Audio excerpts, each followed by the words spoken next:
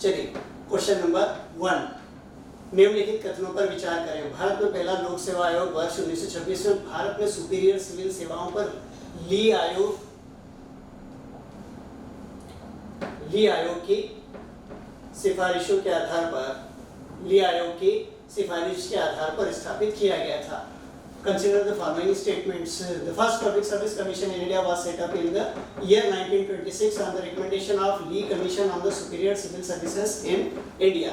Correct है statement, हम लोगों को पता है 1990 के जो गवर्नमेंट ऑफ इंडिया एक्ट आया था उसमें जो है सेंट्रल पब्लिक सर्विस कमीशन को एस्टैब्लिश करने की बात की गई थी, लेकिन उस समय पे इसको सेटअप नहीं किया जा सका था। अल्टीमेटली 1923 में ली कमीशन आया।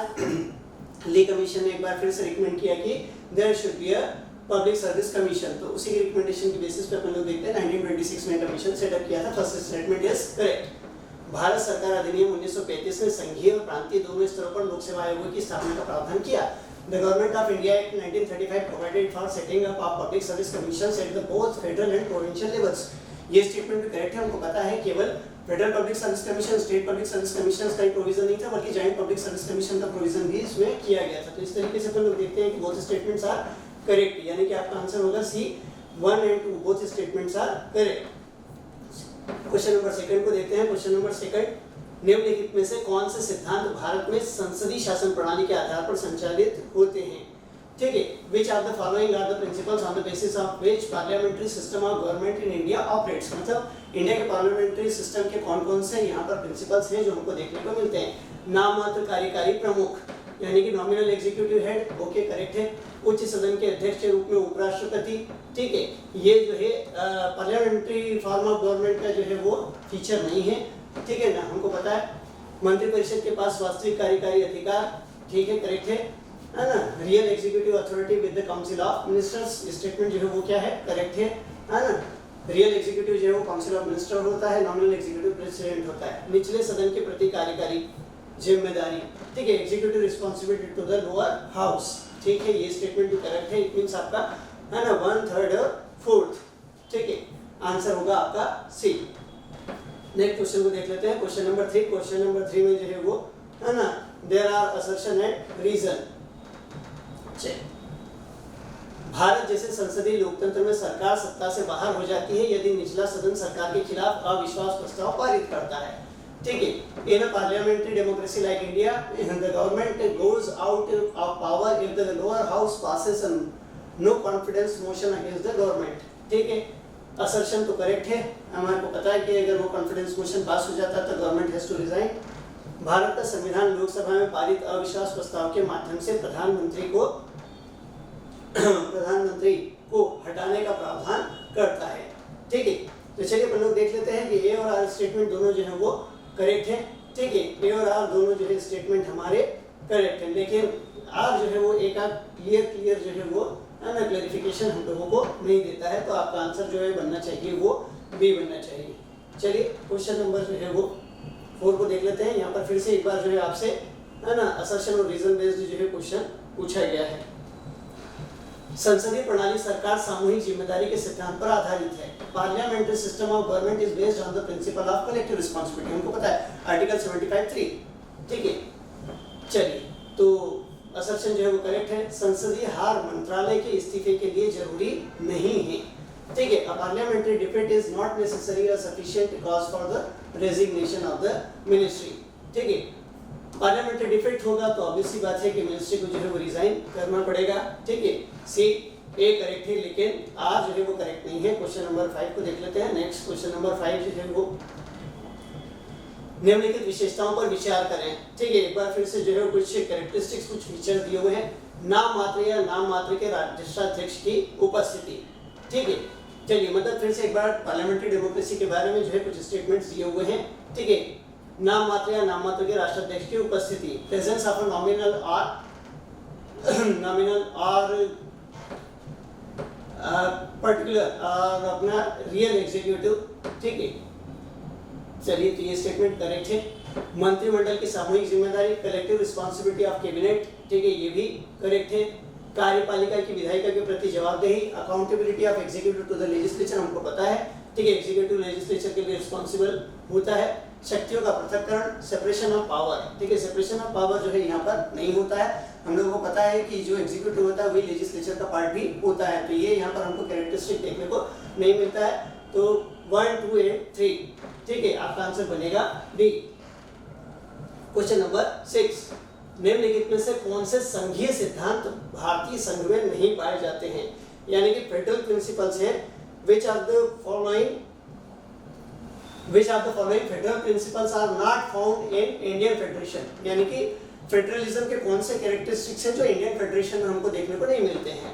ठीक है, संघीय और राज्य सरकार के बीच न्यायपालिका का विभाजन, ठीक है, तो नहीं मिलते हैं, हमको देखना है। तो ये वाला प्रिंसिपल जो है हमको नहीं देखने को मिलता है। हमारे यहाँ पर क्या है, इंटीग्रेटेड जुडिशरी है, हमारे यहाँ पर जो है जुडिशरी का सेपरेशन नहीं है।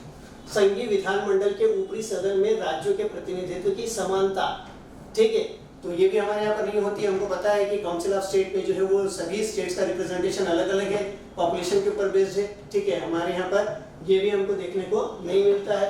ठीक है, तो क्योंकि नहीं पूछा है तो सेकंड भी जो है हमारे स्टेटमेंट आंसर का पार्ट होगा। किसी भी राज्य द्वारा अपनी इच्छा से संघ से अलग होने से संघ नष्ट नहीं हो सकता। ठीक है, तो हमारे यहाँ पर भी जो है किसी राज्य को, किसी स्टेट को जो है वो है ना अलग होने का अधिकार नहीं दिया गया है। ठीक है, किसी भी राज्य द्वारा अपनी इच्छा से संघ से अलग होने से संघ नष्ट नहीं हो सकता। ठीक है, हमारे यहाँ पर ऐसा कोई अधिकार नहीं दिया गया है। ठीक है, फोर्थ स्टेटमेंट में संघीय सरकार नए राज्यों का गठन करके भारतीय संघ के मानचित्र को फिर से बना सकती है। ठीक है, बिल्कुल करेक्ट। हमको पता है कि ना संसद जो है वो नए राज्यों का गठन कर सकती है और भारत के मैप को, इंडिया के मैप को चेंज किया जा सकता है, वो कई बार किया भी गया है। ठीक है, तो इस तरीके से हम लोग देखें तो हमारा जो आंसर बनेगा, ठीक है, 1, 2 एंड 3, दैट इज डी। चलिए क्वेश्चन नंबर 7 की तरफ आते हैं। क्वेश्चन नंबर 7 एक बार फिर से असर्शन और रीजन बेस्ड क्वेश्चन है। भारत राज्यों का संघ है, न कि संघीय राज्य। ठीक है, हम लोगों को पता है कि ये आर्टिकल 1 में बिल्कुल क्लियर किया गया है that India, that is Bharat shall be the union of states. ठीक है, India is the union of states, not a federal states. Okay, तो ए स्टेटमेंट जो है वो तो क्या है, करेक्ट है। भारतीय संविधान में केंद्र को आपातकालीन शक्तियां दी गई हैं जो संघीय राज्य को एकात्मक राज्य में परिवर्तित कर सकती है। In the Indian Constitution, the center is given emergency powers which can convert the federal state into a unitary states. ठीक है, तो बिल्कुल करेक्ट है, दोनों ही स्टेटमेंट करेक्ट है। A and R both are correct. ठीक है, आर ए का जो है वो क्लैरिफिकेशन भी है, क्योंकि है ना इन पावर्स की वजह से क्या हो जाता है, इन पावर्स की वजह से यूनियन स्ट्रांग हो जाता है, जबकि क्लासिकल फेडरेशंस में ऐसा नहीं होता है, स्टेट्स स्ट्रांग होते हैं। ठीक है, तो आपका आंसर जो है वो बन गया ए। ठीक है, चलिए क्वेश्चन नंबर 8 की तरफ आते हैं। एक बार फिर से क्वेश्चन नंबर 8 जो है वो असर्शन और रीजन बेस्ड क्वेश्चन है। ठीक है, केसी वेयर भारतीय संविधान को अर्ध संघीय संविधान कहते हैं। KC Wheare calls Indian constitution a quasi federal constitution.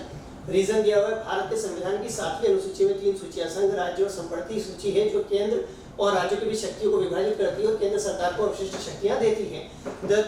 There are 3 lists: union, state and concurrent lists in the 7th schedule of the Constitution of India, dividing power between the center and the state and giving residuary powers to the central government. Okay, तो assertion भी correct है और reason भी correct है। Reason जो है वो है ना assertion का जो है करेक्ट जो है क्लैरिफिकेशन भी है।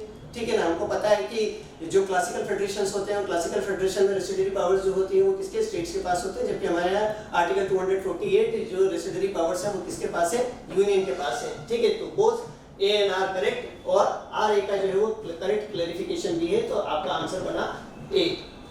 चलिए क्वेश्चन नंबर 9 में आ जाते हैं। क्वेश्चन नंबर 9, निम्नलिखित कथनों पर विचार करें। संसद द्वारा राज्य सूची में सूचीबद्ध किसी भी मामले के संबंध में कानून बनाने के लिए संसद के दोनों सदनों में एक प्रस्ताव पारित होना चाहिए। Consider the following statements. For the parliament to make laws with respect to any matter enumerated in the state list, a resolution must be passed in both the houses of the parliament. हमको पता है कि ये statement correct नहीं है। Article 249 इसके लिए केवल किसको रेजोल्यूशन पास करना होता है, काउंसिल ऑफ स्टेट को पास करना होता है। ठीक है, ऊपर बताए अनुसार पारित प्रस्ताव को 1 वर्ष से आगे बढ़ाया जा सकता है। ठीक है, ये करेक्ट है। ठीक है, रिजोल्यूशन को पास करके कंसेक्यूटिव रिजोल्यूशन के थ्रू इसको 1 वर्ष से ज्यादा, 1 ईयर से ज्यादा एक्सटेंड किया जा सकता है। Resolution passed as stated above can be extended beyond 1 year. ठीक है, तो फर्स्ट स्टेटमेंट जो है वो इनकरेक्ट है, सेकंड स्टेटमेंट करेक्ट है, आपका आंसर बना बी। चलिए क्वेश्चन नंबर 10 में आते हैं। क्वेश्चन नंबर 10 एक बार फिर से जो है असर्शन और रीजन बेस्ड क्वेश्चन है, देख लेते हैं। ठीक है, अखिल भारतीय सेवाएं संविधान के संघीय सिद्धांत के साथ साथ राज्यों की स्वायत्तता का उल्लंघन करती हैं। ठीक है, करेक्ट है ना, इसीलिए इनकी क्रिटिसिज्म भी होती है। The all India services violate the federal principle of the constitution as well as the autonomy of states. ठीक है, ऑटोनॉमी ऑफ स्टेट्स को भी जो अफेक्ट करने का काम करते हैं। अखिल भारतीय सेवाओं के अधिकारी केंद्र सरकार के नियमों द्वारा शासित होते हैं और राज्य सरकार का उन पर पूर्ण नियंत्रण नहीं होता है।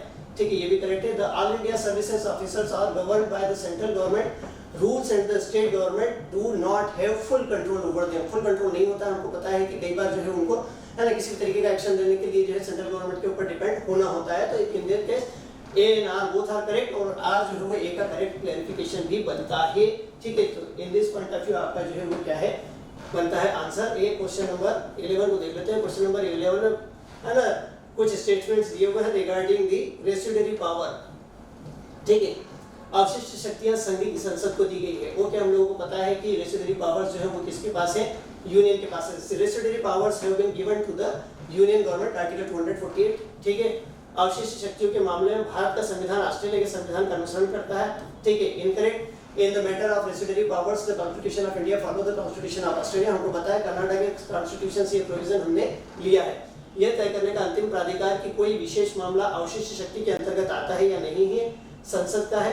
ठीक है, नहीं हमको पता है कि ये जो है संसद की जो है डिसाइड नहीं कर सकता है। इसको कौन डिसाइड करेगा, इसको कोर्ट ऑफ लॉ डिसाइड करेगा, जुडिशरी डिसाइड करेगा। ठीक है, तो ये स्टेटमेंट जो है वो करेक्ट है नहीं। भारत सरकार अधिनियम 1935 ने अवशिष्ट शक्तियों को गवर्नर जनरल के हाथों में रखा। The government of India act 1935 placed residuary powers in the hands of the governor general. Correct है, बिल्कुल सही। ठीक है, इट मींस आपका आंसर होना चाहिए सी। फर्स्ट और फोर्थ स्टेटमेंट जो है वो आपका करेक्ट है। चलिए नेक्स्ट क्वेश्चन की तरफ आते हैं, देख लेते हैं क्वेश्चन नंबर 12। ठीक है, यहाँ पर देखना है कि कौन सा जो है वो करेक्टली मैच्ड है। संघ द्वारा लगाया जाने वाला शुल्क लेकिन राज्यों द्वारा संग्रहित और विनियोजित कृषि भूमि के अलावा अन्य संपत्ति के संबंध में उत्तराधिकार शुल्क और संपदा शुल्क। ठीक है, करेक्ट नहीं है। संघ द्वारा लगाया जाने वाला और संग्रहित लेकिन राज्यों को सौंपे जाने वाला कर। ठीक है, स्टाम्प शुल्क और औषधि। ठीक है, तो इन अगर हम लोग देखें तो दोनों ही जो है वो क्या है इनकरेक्ट है। ठीक है, दोनों ही करेक्ट नहीं है। आपका आंसर बनेगा D, neither one nor two, both statements are incorrect। चलिए क्वेश्चन नंबर 13 की तरफ आते हैं। क्वेश्चन नंबर 13 में अपन लोग देख लेते हैं कि निम्नलिखित में से कौन सा संवैधानिक प्रावधान राज्यों पर संघ के नियंत्रण को सुगम बनाता है। Which of the following constitutional provision facilitate union control over the state? Constitutional provision। ठीक है, all India services, Akhil Bharatiya सेवाएं। ठीक है, आर्टिकल 312। ठीक है, अनुदान सहायता ग्रांटिंग एड। ठीक है, आर्टिकल 275। ठीक है ना, इंटर स्टेट काउंसिल्स। ठीक है, इंटर स्टेट काउंसिल आर्टिकल 263। यानी कि all of the things, all India services भी, ग्रांटिंग एड भी और इंटर स्टेट काउंसिल्स भी, ये सभी क्या है। ठीक है, ये प्रोविजंस है जो कि स्टेट के ऊपर कंट्रोल रखने में हेल्प करते हैं। तो your answer should B D, 0.283। चलिए क्वेश्चन नंबर 14 में एक बार फिर से जो है वो असर्शन और रीजन बेस्ड क्वेश्चन है। यहाँ पर इसको हम लोग फिर से एक बार देख लेते हैं। ठीक है, सरकारी आयोग ने सिफारिश की थी कि किसी राज्य के राज्यपाल की नियुक्ति राज्य के मुख्यमंत्री के परामर्श के बाद की जानी चाहिए। सरकारी commission recommended that the governor of a state should be appointed after consultation with the chief minister of the state. हम लोगों को पता है ना, रणजीत सिंह सरकारिया। ठीक है, 1987 में ये जो है ना कमीशन अपनी रिपोर्ट की थी। इस रिपोर्ट में इन्होंने बोला था सीधे सीधे कि भाई आपको जो है गवर्नर को अपॉइंट करते समय जो चीफ मिनिस्टर है उनकी कंसल्टेशन को, उनकी एडवाइस को ध्यान में रखना चाहिए। तो असर्शन जो है वो तो करेक्ट है। यह भारतीय संविधान के अनुच्छेद 165 में संशोधन करके प्राप्त किया जा सकता है।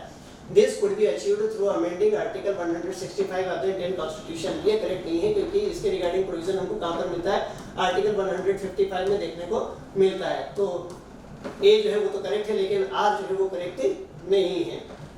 ठीक है, यानी कि आपका आंसर बनेगा सी। ए करेक्ट है लेकिन आर करेक्ट नहीं है। ठीक है, आ जाते हैं हम लोग क्वेश्चन नंबर 15 में। क्वेश्चन नंबर 15 एक बार फिर से जो है वो असर्शन और रीजन बेस्ड क्वेश्चन है। इसको हम लोग देख लेते हैं क्वेश्चन क्या कहना चाह रहा है। ठीक है ना, संसद या राज्य विधानमंडल को उसे सौंपे गए क्षेत्राधिकार में रहना चाहिए और किसी दूसरे के लिए आरक्षित क्षेत्राधिकार में अतिक्रमण नहीं करना चाहिए। ठीक है, Parliament or a state legislature should keep within the domain assigned to it and one should not trespass into the domain reserved for the other। Correct है ना, जो स्टेटमेंट है वो तो करेक्ट है, इसमें किसी भी तरह का कोई प्रॉब्लम नहीं है। यदि कोई कानून किसी अन्य विधानमंडल को सौंपे गए मामलों का अतिक्रमण करता है तो वह अवैध हो जाएगा, ठीक है, ये भी करेक्ट है। Legislation will be invalid if it encroaches on matters which have been assigned to another, ठीक है, बिल्कुल करेक्ट बात है। अगर दूसरे के दायरे में हम जाएंगे तो उसको क्या कर दिया जाएगा, है ना, नल एंड वॉइड डिक्लेयर कर दिया जाएगा। तो यहाँ पर अगर हम लोग देखें तो A and R both are correct, और आर जो है वो ए का करेक्ट एक्सप्लेनेशन भी है। आपका आंसर हो गया ए, ठीक है। चलिए क्वेश्चन नंबर 16 में आते हैं। क्वेश्चन नंबर 16 में हम लोग देख लेते हैं कि संघ द्वारा लगाए गए कर लेकिन राज्यों के द्वारा एकत्र और विनियोजित किए गए कर, ठीक है, यानी कि taxes levied by the union but collected and appropriated by the states, stamp duties, ठीक है, करेक्ट है ना, करेक्ट है, इसमें किसी तरीके का कोई प्रॉब्लम नहीं है। आर्टिकल 268, ठीक है, केंद्र द्वारा लगाए गए और एकत्र किए गए कर लेकिन राज्यों को सौंपे गए कर, अंतरराज्यीय व्यापार के दौरान माल की बिक्री पर कर, ठीक है ना। Taxes levied and collected by the centre but assigned to the states, taxes on the sale of goods in the course of interstate trade, okay, ठीक है, दोनों ही स्टेटमेंट जो है वो आपके क्या बन रहे हैं, करेक्ट बन रहे हैं, ठीक है ना। इंटरस्टेट ट्रेड में जो भी टैक्स लगता है, ठीक है, उसको कलेक्ट करने का काम कौन करता है, लगाने का, कलेक्ट करने का काम जो है वो यूनियन करता है, उसके बाद फिर वो जो है स्टेट्स को देता है, ठीक है, तो दोनों ही जो है वो स्टेटमेंट करेक्ट है। 16 का आपका आंसर बन गया सी। क्वेश्चन नंबर 17 में आते हैं। ओके, निम्नलिखित में से कौन भारत सरकार द्वारा गठित केंद्र राज्य संबंधों पर पुंछी आयोग के विचारार्थ विषयों का हिस्सा था? Which of the following formed a part of the terms of reference of the Panchi Commission on the Central State Relations constituted by the Government of India, ठीक है, एमएम पुंछी कमीशन जो है वही सेंट्रल स्टेट रिलेशंस को लेकर के बनाया गया था। तो कौन-कौन से सब्जेक्ट्स उसको असाइन किए गए थे फॉर द कंसिडरेशन? पंचायती राज संस्था, okay, it was the part. सांप्रदायिक हिंसा, communal violence, definitely it is a part, it is a big problem for the India, ठीक है। एकीकृत घरेलू बाजार, एन इंटीग्रेटेड डोमेस्टिक मार्केट, ठीक है। केंद्रीय कानून प्रवर्तन एजेंसी, ठीक है, सेंट्रल लॉ एनफोर्समेंट एजेंसी, ठीक है। तो all of the subjects were included, ठीक है। It means your answer should B D 1 2 3 and 4, 1 2 3 and 4 सभी सब्जेक्ट्स को जो है वो कंसीडरेशन के लिए कमीशन को दिया गया था। चलिए नेक्स्ट क्वेश्चन को देखते हैं। क्वेश्चन नंबर 18, निम्नलिखित पर विचार करें। भारत के राष्ट्रपति द्वारा आपातकाल की घोषणा तब तक नहीं की जा सकती जब तक कि प्रधानमंत्री की अध्यक्षता में कैबिनेट स्तर के, ठीक है ना, कैबिनेट स्तर के केंद्रीय मंत्री लिखित रूप से उन्हें सिफारिश न करें कि ऐसी घोषणा जारी की जानी चाहिए। No proclamation of emergency can be made by the President of India unless the Union Ministers of Cabinet rank headed by the Prime Minister recommended to him in writing that such a proclamation should be issued. Okay, बिल्कुल ये statement जो है वो correct है, हम लोगों को अच्छी तरीके से पता है ना। 44th अमेंडमेंट से ये प्रोविजन किया गया था। 44th अमेंडमेंट के पहले ये प्रोविजन ओरिजिनल कॉन्स्टिट्यूशन में नहीं था, ठीक है ना। बाद में प्रोविजन किया कि written recommendation of cabinet is necessary, ठीक है। तो ये स्टेटमेंट जो है वो करेक्ट है। भारत के राष्ट्रपति को किसी भी समय आपातकाल के निरसन की घोषणा जारी करनी चाहिए जब लोकसभा घोषणा या इसके जारी रहने को अस्वीकृत करने वाला प्रस्ताव पारित कर देती है, ठीक है। The President of India must issue a proclamation of revocation of emergency any time that the Lok Sabha passes a resolution disapproving the proclamation or its continuance. Okay, अगर लोकसभा डिसअप्रूव कर देता है तो उसको फिर वापस लेने के लिए है ना करना पड़ेगा, ठीक है। तो C, your answer should be C, है ना। फर्स्ट एंड सेकंड दोनों स्टेटमेंट जो है वो आपके क्या है, करेक्ट है। चलिए देख लेते हैं क्वेश्चन नंबर 19 को, ठीक है। क्वेश्चन नंबर 19 एक बार फिर से जो है वो असर्शन और रीजन बेस्ड क्वेश्चन है, ठीक है। चलिए, युद्ध या बाहरी आक्रमण का आसन्न खतरा आपातकाल की घोषणा के लिए पर्याप्त नहीं है, ठीक है।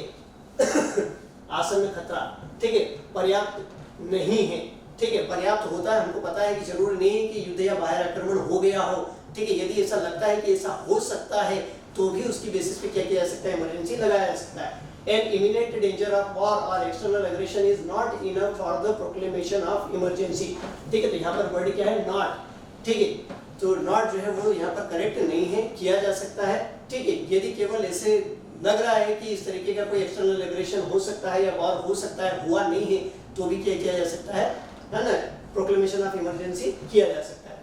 आपातकाल की घोषणा संसद के दोनों सदनों द्वारा अनुमोदित किए जाने तक 1 महीने की समाप्ति पर लागू नहीं होगी। The proclamation of emergency shall cease to operate at the expiration of 1 month unless approved by both houses। ठीक है, तो R जो है आपका वो तो करेक्ट है, ठीक है ना। हमको पता है कि विद इन 1 मंथ जो है वो दोनों हाउसेस उसको अप्रूव करना चाहिए, यानी कि आपका A जो है वो इनकरेक्ट है और R आपका क्या है, करेक्ट है, यानी कि आपका आंसर बनेगा B। A इनकरेक्ट है और R करेक्ट है। चलिए क्वेश्चन नंबर 20 की तरफ चलते हैं। क्वेश्चन नंबर 20 को देख लेते हैं। There are 2 statements, in statements को हम लोगों को देखना है। राष्ट्रपति मंत्रिपरिषद की सलाह पर राज्यसभा के 12 सदस्यों को मनोनीत करता है, ठीक है, हम लोगों को पता है ना।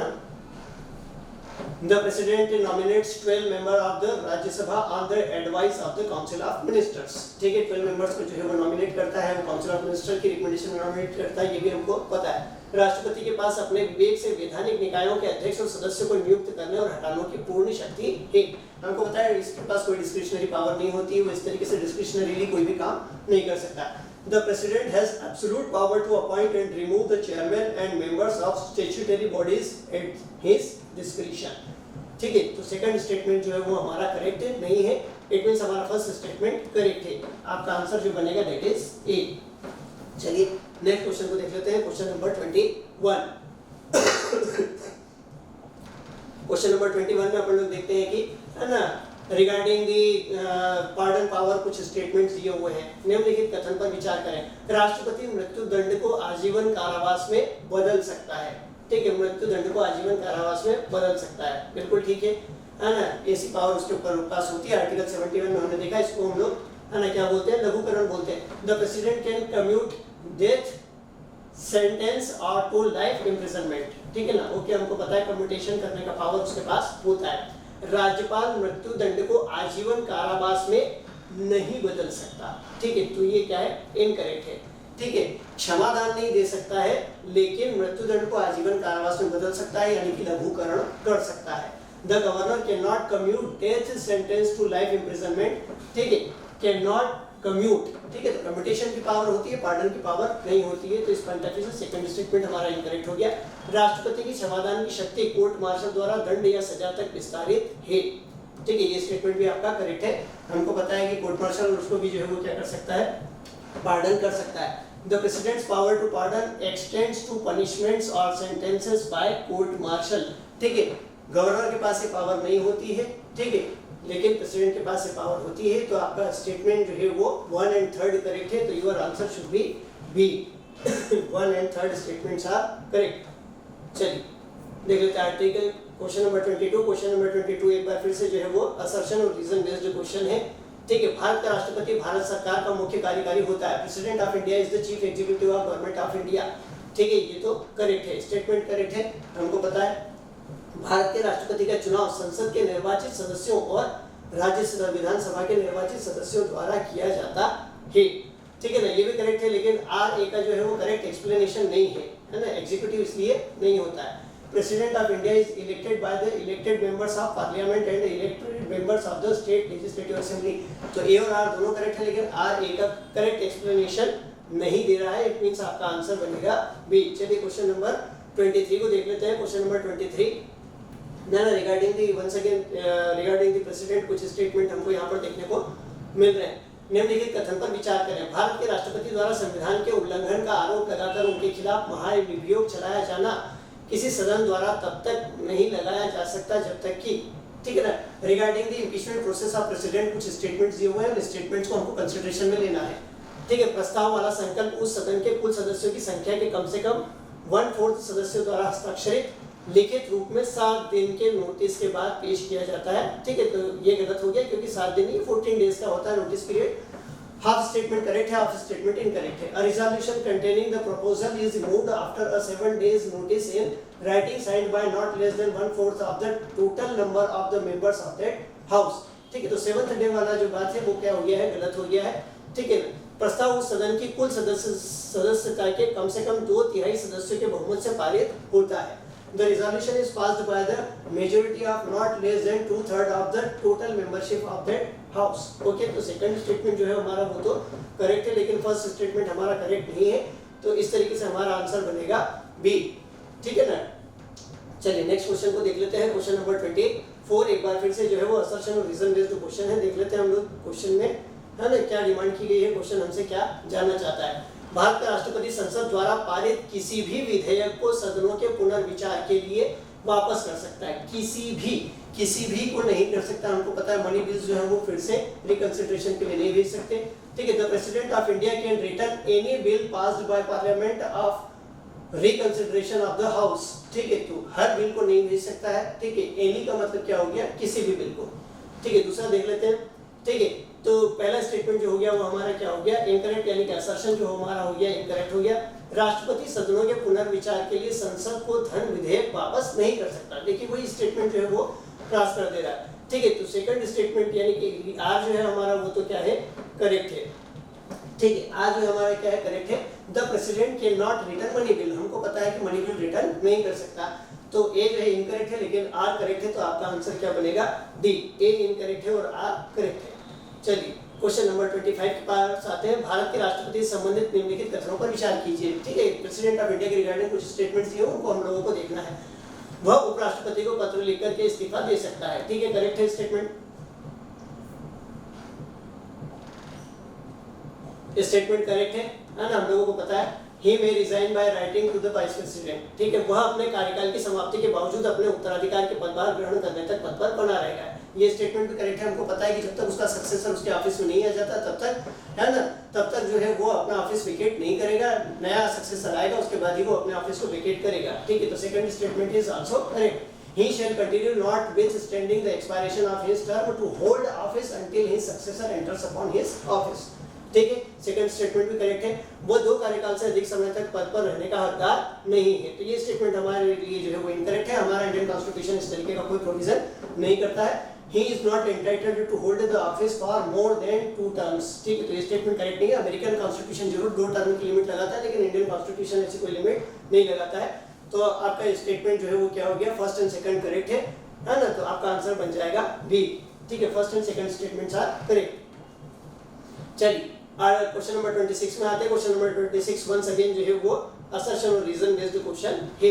भारत के राष्ट्रपति का पद इंग्लैंड के राजा या रानी के समान ही होता है। The president of India occupies almost the same position as the king और क्वीन ऑफ इंग्लैंड। ठीक है, असर्शन करेक्ट है। हम लोगों को पता है कि नॉमिनल एग्जीक्यूटिव होते हैं दोनों ही। ठीक है, क्राउन भी जो है नॉमिनल एग्जीक्यूटिव है, प्रेसिडेंट ऑफ इंडिया भी जो है वो नॉमिनल एग्जीक्यूटिव है। रीजन, राष्ट्रपति अंततः मंत्रिपरिषद द्वारा दी गई सलाह के अनुसार कार्य करने के लिए बाध्य है। ठीक है, correct. The president is ultimately bound to act in accordance with the advice given by the council of ministers। हमको पता है कि वो नॉमिनल एग्जीक्यूटिव है। ठीक है, उसको काउंसिल ऑफ मिनिस्टर की एडवाइस के अकॉर्डिंग ही काम करना होता है। It means A and R दोनों करेक्ट है और आर ए का करेक्ट एक्सप्लेनेशन है। आपका आंसर बनेगा ए। क्वेश्चन नंबर 27 में आते हैं। क्वेश्चन नंबर 27 को देख लेते हैं। एक बार फिर से जो है वो असर्शन और रीजन बेस्ड क्वेश्चन है। ठीक है, इस क्वेश्चन में जो है राष्ट्रपति संसद का हिस्सा है। ठीक है, तो president is part of the parliament, article 79 हमको पता है। ठीक है, रीजन, संसद के दोनों सदनों द्वारा पारित विधेयक राष्ट्रपति की सहमति के बिना कानून नहीं बन सकता। A bill passed by the 2 houses of parliament can not become law without the assent of the president. ठीक है, ये भी करेक्ट है। इट मींस ए और आर दोनों ही करेक्ट है और आर ए का जो है वो करेक्ट है। क्लैरिफिकेशन भी है, तो आपका आंसर बनेगा ए। हमको पता है कि जब तक जो है प्रेसिडेंट का असेंट नहीं मिलेगा, प्रेसिडेंट सिग्नेचर नहीं करेगा, तब तक जो है वो कोई भी बिल एक्ट नहीं बन सकता। ठीक है, तो question number 27 answer A. Question number 28 में आते हैं। ठीक है, क्वेश्चन नंबर 28, निम्नलिखित में से कौन से निकाय प्रधानमंत्री के नेतृत्व में हैं? ठीक है, यानी कि किन किन की जो है वो कौन कौन सी बॉडीज जो है उनका हेड प्राइम मिनिस्टर होता है। राष्ट्रीय Ekta Parishad, national integration council, okay. राष्ट्रीय जल संसाधन परिषद, national water resource council, okay. राष्ट्रीय विकास परिषद, ठीक है, नेशनल डेवलपमेंट काउंसिल। अंतरराज्य परिषद, इंटरस्टेट काउंसिल, ठीक है। क्षेत्रीय परिषद, जोनल काउंसिल, ठीक है, जोनल काउंसिल। यानी कि हमारे जोनल काउंसिल जो होते हैं उनके तो हेड कौन होते हैं? होम मिनिस्टर होते हैं। तो इस तरीके से अगर हम लोग देखें तो 1, 2, 3 एंड 4, ठीक है, 1, 2, 3 एंड 4 करेक्ट है। ठीक है, तो आपका आंसर बनेगा सी, 1, 2, 3 एंड 4, यानी कि national integration council, national water resource council, national development council और इंटरस्टेट काउंसिल के जो हेड होते हैं वो प्राइम मिनिस्टर होते हैं। लेकिन जोनल काउंसिल के जो हेड होते हैं वो प्राइम मिनिस्टर नहीं होते हैं, वो कौन होते हैं? होम मिनिस्टर होते हैं। तो आपका आंसर बना है सी, 1, 2, 3 एंड 4। चलिए क्वेश्चन नंबर 29 की तरफ आते हैं, देख लेते हैं।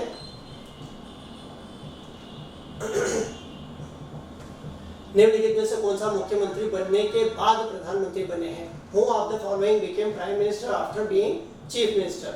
ठीक है, पीवी नरसिम्हा राव, चरण सिंह, एलजी देवगौड़ा, वीपी सिंह, मोरारजी देसाई। ठीक है, ओके, तो पीवी नरसिम्हा राव, चरण सिंह, एलजी देवगौड़ा, वीपी सिंह, मोरारजी देसाई। ठीक है, तो all of the correct answer. ठीक है, सभी जो है वो पहले सीएम रहे हैं, चीफ मिनिस्टर रहे हैं, उसके बाद ही जो है वो प्राइम मिनिस्टर बने। तो your answer should B 1 2 3 8 4 and 5। Question number 29 का आपका आंसर रहेगा सी। ठीक है, सभी लोग जो है वो पीएम बनने से पहले सीएम रहे हैं। चलिए क्वेश्चन नंबर 30 में आते हैं। एक बार फिर से जो है वो असर्शन और रीजन बेस्ड क्वेश्चन है। ठीक है, इसको हम लोग देखते हैं। मंत्रिमंडल की सामूहिक जिम्मेदारी मंत्री परिषद के सदस्यों के बीच एकता और समन्वय को दर्शाती है। ठीक है, करेक्ट है ना? यानी कि collective responsibility of the cabinet signifies unity and coordination among the members of the council of ministers, यानी कि उनको कोऑर्डिनेटेड होकर के मिलकर के काम करना पड़ेगा। ठीक है, इनमें किसी तरीके का डाइवर्जेंस नहीं हो सकता। तो ठीक है, आपका जो असर्शन है वो क्या है? करेक्ट है। मंत्रिमंडल के किसी सदस्य को चुनना या हटाना प्रधानमंत्री का विशेषाधिकार है। ठीक है, ये भी करेक्ट है। ठीक है ना, ये भी करेक्ट हो गया आपका। It is the prerogative of the prime minister to select और drop a member of the cabinet. चलिए देखिए, इंडिविजुअली तो दोनों स्टेटमेंट जो है वो क्या है? करेक्ट है, लेकिन आर ए का करेक्ट एक्सप्लेनेशन नहीं है। ठीक है, आर ए का करेक्ट एक्सप्लेनेशन नहीं बनता, यानी कि आपका आंसर बनेगा बी। ए और आर, ठीक है, दोनों अलग अलग सकते हैं, लेकिन आर ए का सही स्पष्टीकरण नहीं है। Both A and R individually true, but R is not the correct explanation of A, यानी क्वेश्चन नंबर 30 का आंसर बना आपका बी। चलिए क्वेश्चन नंबर 31 को देख लेते हैं। क्वेश्चन नंबर 31 पे आते हैं। ठीक है, दो स्टेटमेंट्स दिए हुए हैं, दो स्टेटमेंट्स को हम लोग समझने की कोशिश करते हैं। राज्यसभा में लंबित एक विधेयक, कहां पर लंबित है? राज्यसभा में। राज्यसभा में लंबित एक विधेयक जो लोकसभा द्वारा पारित नहीं किया गया है, पारित नहीं किया गया है, लोकसभा के विघटन पर समाप्त हो जाएगा। नहीं, ऐसा नहीं होगा, क्योंकि कहां पर? राज्यसभा में लंबित है और लोकसभा ने उसको पारित नहीं किया है। ठीक है, समाप्त वो नहीं होगा। ठीक है, हम लोगों को पता है समाप्त नहीं होगा। ठीक है, तो पहला स्टेटमेंट जो है वो आपका क्या हो गया? Incorrect. A bill pending in the Rajya Sabha, कहां पर पेंडिंग है? राज्यसभा में पेंडिंग है। ठीक है, राज्यसभा में अभी क्या है? पेंडिंग है, और which has not been passed by the Lok Sabha, Rajya Sabha में पेंडिंग है और लोकसभा ने उसको पास नहीं किया है। shall lapse on dissolution of the Lok Sabha. ठीक है, तो shall lapse, तो ठीक है, वो lapse नहीं होगा। ठीक है, वो बच जाएगा। तो पहला जो है वो आपका स्टेटमेंट इनकरेक्ट। संसद में लंबित एक विधेयक सदनों के प्रस्ताव के कारण समाप्त हो जाएगा, नहीं, ऐसा भी नहीं होता है। A bill pending in parliament shall lapse by reason of the propagation of the houses। ठीक है, ऐसा भी नहीं होता है। बिल जो है वो इस तरीके से कभी भी लैप्स नहीं होगा, यानी कि न तो एक और नहीं दो। आपका आंसर बनेगा डी। दोनों के दोनों स्टेटमेंट जो है वो करेक्ट नहीं है। क्वेश्चन नंबर 32 में आते हैं, देख लेते हैं क्वेश्चन नंबर 32। राज्यसभा के अध्यक्ष या लोकसभा के अध्यक्ष या इस रूप में कार्य करने वाला व्यक्ति संसद के किसी भी सदन की किसी भी बैठक या सदन की संयुक्त बैठक में प्रथम दृष्टया मतदान नहीं करेगा। ठीक है, फर्स्ट टाइम में वोट नहीं करेगा, बिल्कुल करेक्ट बात है यहाँ तक। लेकिन वोटों की बराबरी की स्थिति में उसे निर्णायक मत प्राप्त होगा, वो इसका प्रयोग करेगा। ठीक है, तो ये स्टेटमेंट आपका हो गया correct. The chairman of the council of state or speaker of the house of the people or person acting as such shall not vote। ठीक है, shall not vote at any sitting of either house of parliament or joint sitting of the house in the first instance में vote नहीं करेगा, but shall have and exercise a casting vote in case of an equality of votes। ठीक है, तो first statement जो है वो correct है। इक्वलिटी ऑफ वोट्स अगर होता है तो फिर उसको वोट करने की अथॉरिटी होती है। कोई व्यक्ति राज्यसभा या लोकसभा में सीट भरने के लिए तभी योग्य है जब उसकी आयु 25 वर्ष से कम न हो। ठीक है, तो ये हमारा क्या हो गया? इनकरेक्ट हो गया। ठीक है, कारण ये है कि लोकसभा के लिए तो 25 वर्ष है, लेकिन राज्यसभा के लिए क्या होता है? 30 वर्ष होता है। ठीक है, तो सेकंड स्टेटमेंट जो है वो हमारा करेक्ट नहीं। Sorry friends, a person is qualified to fill a seat in the council of states or House of the People if he is not less than 25 years. तो 25 years जो है वो काय के लिए है ना, हाउस ऑफ द पीपल के लिए तो है, लेकिन काउंसिल ऑफ स्टेट के लिए 30 इयर्स है। तो हमारा सेकंड स्टेटमेंट जो है वो क्या हो गया, इनकरेक्ट, यानी कि आपका फर्स्ट स्टेटमेंट जो है वो करेक्ट है, आपका आंसर होगा ए। चलिए नेक्स्ट देख लेते हैं, question number 33।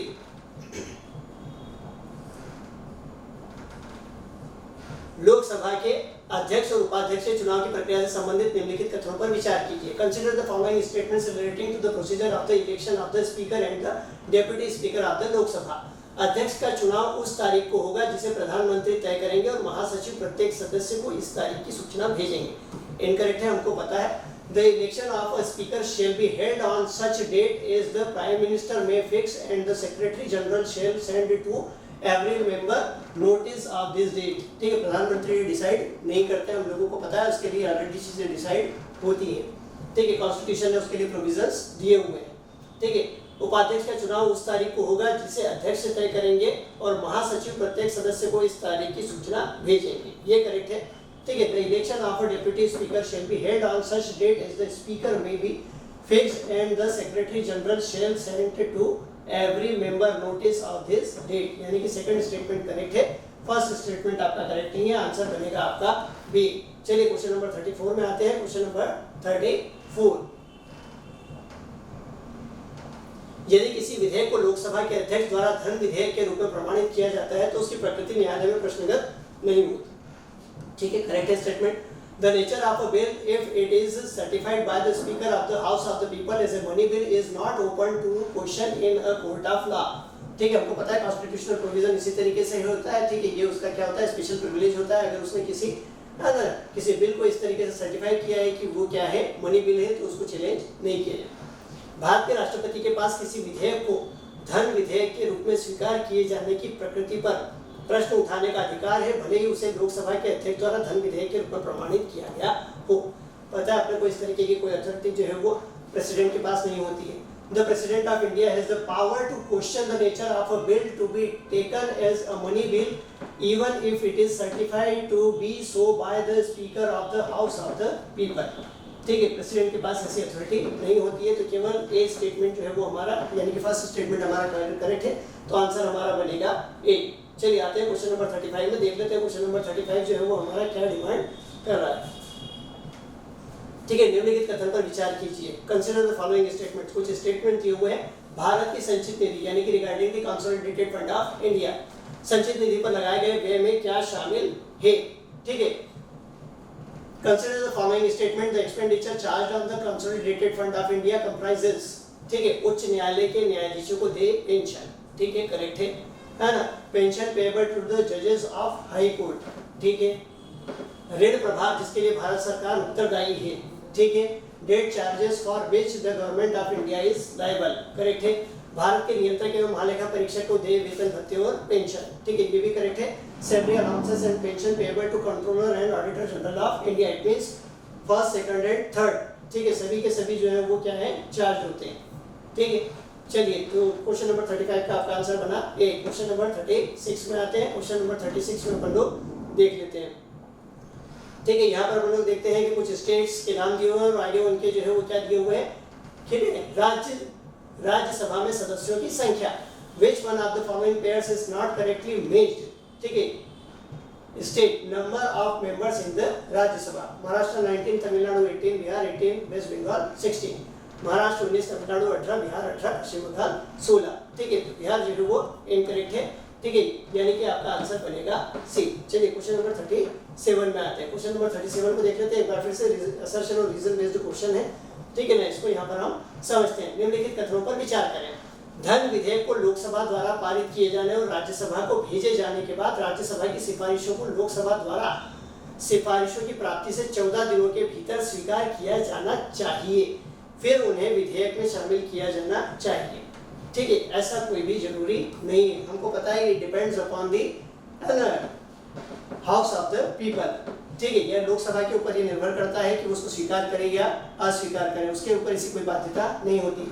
After a money bill is passed by the Lok Sabha and transmitted to the Rajya Sabha, the recommendations of the Rajya Sabha have to be accepted by the, ठीक है, वर्ड क्या यूज हुआ है, have to be accepted by the Lok Sabha within 14 days from receipt of the recommendations and then get them incorporated in the bill. ऐसी कोई बाउंडेशन जो है वो लोकसभा के ऊपर नहीं होती है, ठीक है। लोकसभा के पास स्पेशल प्रिविलेज होता है रिगार्डिंग दी मनी, ठीक है।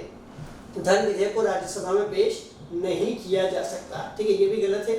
धन विधेयक को, ठीक है, अ money bill can not be introduced in the Rajya Sabha. Introduce तो किया जाता है, ठीक है, इंट्रोडक्शन के ऊपर किसी तरीके का रेस्ट्रिक्शन नहीं है, ठीक है, ओके। धन विधेयक को राज्यसभा में पेश नहीं किया जा सकता है, okay. There is some problem, A और आर दोनों करेक्ट है, ए सत्य है लेकिन आर सत्य है, ए सत्य है देखिए, ए फॉल्स है, आर ट्रू। देखिए दोनों ही स्टेटमेंट जो है वो करेक्ट नहीं जा रहे हैं हमारे, ठीक है ना। चलिए क्वेश्चन नंबर 38, एक बार फिर जो है वो असर्शन और रीजन वाले पार्ट में हम लोग आते हैं। निम्नलिखित कथनों पर विचार करें और नीचे दिए गए कोड से सही उत्तर का अभिकथन।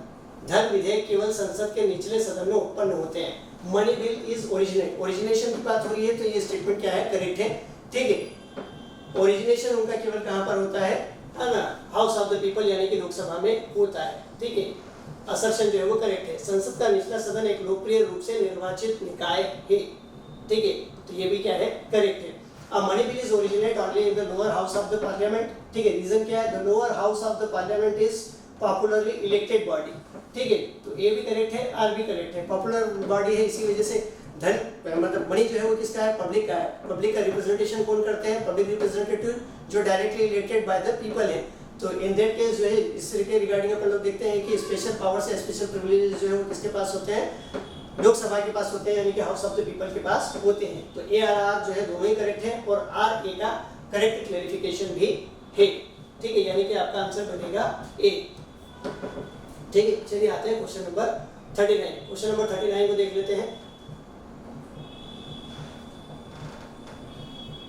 शून्यकाल चर्चा के संबंध में निम्नलिखित में से कौन सा से कथन सही है, ठीक है। 0 आवर के रिगार्डिंग स्टेटमेंट दिए हुए हैं, इन स्टेटमेंट्स को हम लोगों को आइडेंटिफाई करना है। यह किसी एक मंत्री के विरुद्ध नहीं है, ठीक है। It is not directed against an, it is not directed against individual ministers, ठीक है। शून्यकाल यह किसी एक मंत्री के विरुद्ध नहीं है, ठीक है। अब ऐसी बात है, ये किसी एक इंडिविजुअल मिनिस्टर के अगेंस्ट नहीं होता है, ठीक है। इसमें तो क्या होता है, इसमें तो कोई भी क्वेश्चन जो है वो मेंबर जो होते हैं वो क्वेश्चन पूछते हैं और जो एसोसिएटेड मिनिस्टर्स होते हैं वो उसको आंसर करते हैं। तो ये किसी एक इंडिविजुअल मिनिस्टर के अगेंस्ट नहीं होता है, ठीक है, ओके। इसमें सार्वजनिक महत्व के मामलों पर उठाए गए प्रश्न शामिल हैं, ठीक है ना। ये स्टेटमेंट भी जो है वो आपका क्या है, it covers questions raised over matters of public importance, ठीक है ना, ठीक है। पब्लिक इंपॉर्टेंस के मैटर जो है वो इसके अंदर उठाए जाते हैं, ठीक है। तो बोथ, ठीक है, यानी कि आपका आंसर बनेगा C, 1 and 2 both statements are correct. चलिए आते हैं क्वेश्चन नंबर 40 में, ठीक है। रिगार्डिंग दी राज्यसभा, ठीक है, regarding the council of state, यहाँ पर कुछ स्टेटमेंट्स दिए हुए हैं, ठीक है। राज्यसभा के संबंध में निम्नलिखित कथनों में से कौन सा सही है, which of the following regarding the Rajya Sabha are correct. यह भंग नहीं होती है, ठीक है। It is not subject to dissolution, पता है हमको परमानेंट हाउस से नहीं होता है, इसका कार्यकाल 6 वर्ष का होता है। It has a term of 6 years। देखिए राज्यसभा का कोई टर्म नहीं होता है, टर्म जो होता है वो किसका होता है, उसके सदस्यों का होता है, उसके मेंबर्स का होता है। एक तरफ तो हम लोग कह रहे हैं कि ये क्या है, परमानेंट हाउस है, ठीक है, तो इसका तो कोई टर्म होगा नहीं, हाउस का कोई टर्म नहीं है, टर्म किसका होता है, मेंबर्स का होता है, ठीक है। तो ये क्या कह रहा है statement, it has term of 6 years, ठीक है, तो हाउस का टर्म नहीं होता है, ठीक है। पहला स्टेटमेंट करेक्ट है, दूसरा स्टेटमेंट इनकरेक्ट है। इसके 1/3 सदस्य हर 2 वर्ष बाद सेवानिवृत्त हो जाते हैं, करेक्ट है, ठीक है। 1/3 of its members retire after every 2 years, ठीक है। तो ये स्टेटमेंट भी आपका क्या हो गया, करेक्ट। इसके सदस्यों की आयु 25 वर्ष से कम नहीं होना चाहिए, तो फिर से ये इनकरेक्ट हो गया, 30 years जो है वो होना चाहिए, ठीक है। ये हो गया आपका इनकरेक्ट, यानी कि आपका करेक्ट स्टेटमेंट जो निकल करके आ रहा है फर्स्ट एंड थर्ड, तो आंसर बनेगा आपका सी, क्वेश्चन नंबर 41। क्वेश्चन नंबर 41 में आते हैं। किसी राज्य के राज्यपाल की शक्ति के संबंध में निम्नलिखित कथनों पर विचार कीजिए, ठीक है। Consider the following statements with respect to the power of the governor of a state. राज्यपाल राज्य विधानसभा को बुला सकता है, स्थगित कर सकता है और भंग कर सकता है। राज्यपाल राज्य विधानसभा को बुला सकता है, ठीक है, स्थगित कर सकता है और भंग कर सकता है। द गवर्नर कैन समन, ठीक है, prorogue and dissolve the state assembly. ठीक है, ये स्टेटमेंट करेक्ट है, इस स्टेटमेंट में कोई प्रॉब्लम नहीं है, ठीक है। सेकंड, राज्यपाल राज्य विधानसभा की बैठकों को स्थगित कर सकता है। नहीं, स्थगित नहीं कर सकता है, हम लोगों को पता है कि ये जो होता है वो है ना, अध्यक्ष जो होता है उसके हाथों में ये पावर होती है। द गवर्नर कैन एडजर्न, ठीक है, एडजर्नमेंट जो होता है वो कौन होता है, प्रिसाइडिंग ऑफिसर करता है, ठीक है, ये गवर्नर नहीं करता। सेकंड स्टेटमेंट जो है वो इनकरेक्ट। राज्यपाल चुनाव के बाद विधानसभा के पहले सत्र को संबोधित करता है, ठीक है, हम लोगों को पता है ये भी किया जाता है, ठीक है। The governor addresses the first session of the legislative assembly after elections. Correct है स्टेटमेंट। राज्यपाल राज्य विधानसभा में वार्षिक बजट पेश करता है, ठीक है। वार्षिक बजट जो है वो उसकी तरफ से कौन, फाइनेंस मिनिस्टर पेश करता है, ठीक है। तो आपका first, third and fourth statement जो है वो करेक्ट है, आपका आंसर बनेगा बी। चलिए क्वेश्चन नंबर 42 में आते हैं। क्वेश्चन नंबर 42 में हम लोग देख लेते हैं, निम्नलिखित में से कौन से कार्य ऐसे हैं जिनके लिए राज्यपाल की विवेकाधीन शक्तियों का दायरा सीमित है, ठीक है। Which of the following are functions to which the scope of the discretionary power of the governor is limited? Discretionary power कहाँ पर उसके जो है वो लिमिटेड हो जाते हैं, ठीक है, कहाँ पर उसके जो है वो डिस्क्रिशनरी पावर लिमिटेड रहते हैं। मुख्यमंत्री की नियुक्ति, the appointment of the chief minister. Obviously बात है, लिमिटेड होते हैं, लिमिटेड सेंस में होते हैं कि जिसको मेजॉरिटी मिली है उसी को उसको अपॉइंट करना पड़ेगा, ठीक है। तो ये क्या है, लिमिटेड है। In case of hung assembly तभी जाकर के जो है उसके डिस्क्रिशन की बात आएगी, अदरवाइज तो नहीं आएगी, ठीक है। मंत्रिमंडल की बर्खास्तगी, ठीक है, मंत्रिमंडल की बर्खास्तगी यानी कि the dismissal of the ministry, ठीक है, डिसमिसल ऑफ द मिनिस्ट्री भी वो अपनी मर्जी से नहीं कर सकता है, ठीक है। विधानसभा का विघटन, the dissolution of the legislative assembly, ठीक है, dissolution of the legislative assembly, ठीक है। इसमें जो है वो डिस्क्रिशनरी पावर की कोई बात आती नहीं है, ठीक है, इसमें डिस्क्रिशनरी पावर की बात आएगी ही नहीं, ठीक है ना। डिसॉल्यूशन वो अपनी मर्जी से कर नहीं सकता, सीएम की रिकमेंडेशन के ऊपर ही करेगा, ठीक है। तो यहाँ पर डिस्क्रिशन की कोई बात है ही नहीं, ठीक है। तो यहाँ भी उसकी शक्तियाँ क्या होगी, सीमित होगी। विधेयकों को स्वीकृति, ठीक है, विधेयकों को स्वीकृति, हाँ, विधेयकों की स्वीकृति के संबंध में अपन लोग देखते हैं जरूर क्या होगा, ठीक है, उसके ऊपर किसी तरीके का जो है वो ना बाउंडेशन नहीं होता है, वो असेंट दे असेंट नहीं दे, ठीक है। तो यहाँ पर जो पावर होती है वो लिमिटेड नहीं होती है, ठीक है, यानी कि फर्स्ट, सेकंड, थर्ड के रिगार्डिंग जो है उसकी पावर क्या होती है, डिस्क्रिशनरी पावर लिमिटेड होती है, लेकिन फोर्थ के रिगार्डिंग जो है वो लिमिटेड नहीं होती है, ठीक है। तो आपका आंसर बनेगा ए, 1, 2 एंड 3, ठीक है ना। Appointment of the chief minister, dismissal of the ministry, dissolution of the assembly, यहाँ पर उसकी डिस्क्रिशनरी पावर क्या होती है, लिमिटेड होती है, ठीक है। क्वेश्चन नंबर 43, क्वेश्चन नंबर 43 में आते हैं। क्वेश्चन नंबर 43 को अपन लोग देखते हैं। निम्नलिखित कथनों पर विचार करें। किसी राज्य के राज्यपाल के पास नियुक्ति करने की शक्ति है, ठीक है। Consider the following statement, the governor of a state has the power of appoint, ठीक है। किन किन को अपॉइंटमेंट करने की अथॉरिटी उसके पास होती है। उच्च न्यायालय के न्यायाधीश, हमको पता है उच्च न्यायालय के न्यायाधीश, जजेस of the high court, president of India appoint करते हैं। राज्य लोक सेवा आयोग के, ठीक है, सदस्य, ठीक है, उनके अपॉइंटमेंट जो है। Members of the state public service Commission, ठीक है। राज्य वित्त आयोग के सदस्य, ठीक है।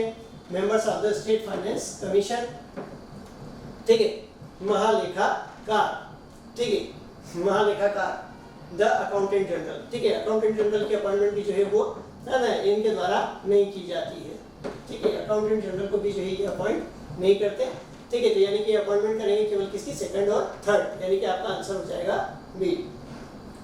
चलिए क्वेश्चन नंबर 44 में आते हैं। क्वेश्चन नंबर 44 को देखते हैं।